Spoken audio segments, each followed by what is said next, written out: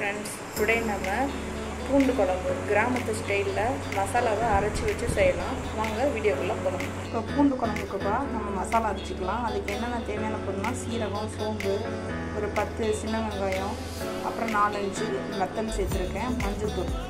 இதோட நம்ம கசகசாவை ஒரு 1/2 hour ஊற வச்சுருக்கோம். அப்போ தான் அரைப்படும். இப்போ நம்ம மிக்ஸி ஜார்லாம் போட்டாச்சுப்பா. இதோட கசகசாவையும் தண்ணியோடு சேர்த்துக்கோங்க. இப்போ தவா சூடாகிடுச்சுப்பா. இதில் நம்ம நல்லெண்ணெய் சேர்த்துக்கலாம். நல்லெண்ணெய் சேர்த்தா தான் அந்த குழம்பு ரொம்ப சுவையாக இருக்கும். இப்போ எண்ணெய் சூடானவங்க கடுகு போட்டுக்கோங்க.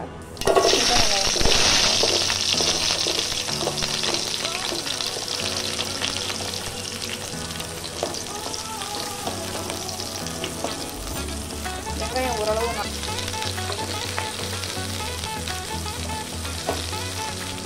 சின்ன வெங்காயம் 100 கிராம் எடுத்துருக்கேன். அதே மாதிரி பூண்டையும் 100 கிராம் எடுத்துருக்கேன்ப்பா. இதோட நம்ம மீடியம் சைஸ் தக்காளி ஒரு 2 சேர்த்துக்கலாம். இப்போ கருவேப்பிலையும் கொஞ்சம் சேர்த்துக்கலாம்ப்பா. இப்போ சால்ட்டு தேவையான சேர்த்துக்கலாம்ப்பா. இதோட பெருங்காயமும் சேர்த்துக்கலாம்.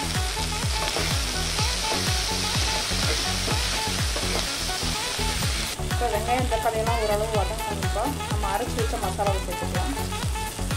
இதோட தேவையான அளவு தண்ணி ஊற்றிக்கலாம்ப்பா. இது நல்லா ஒரு மூடி வச்சுப்பா.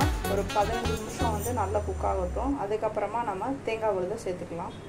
இப்போ பூண்டெல்லாம் நல்லா குழம்பு ரெடி ஆகிடுச்சுப்பா. இந்த பச்சை ஸ்மெல்லாம் போயிடுச்சு. இப்போ நம்ம தேங்காய் விழுது சேர்த்துக்கலாம். இல்லைன்னா தேங்காய் பாலும் சேர்த்துக்கலாம். உங்களுக்கு எது விருப்பமோ அதை சேர்த்துக்கோங்க. நான் கொஞ்சம் கெட்டியான பால் எடுத்து சேர்த்துக்கிட்டேன்.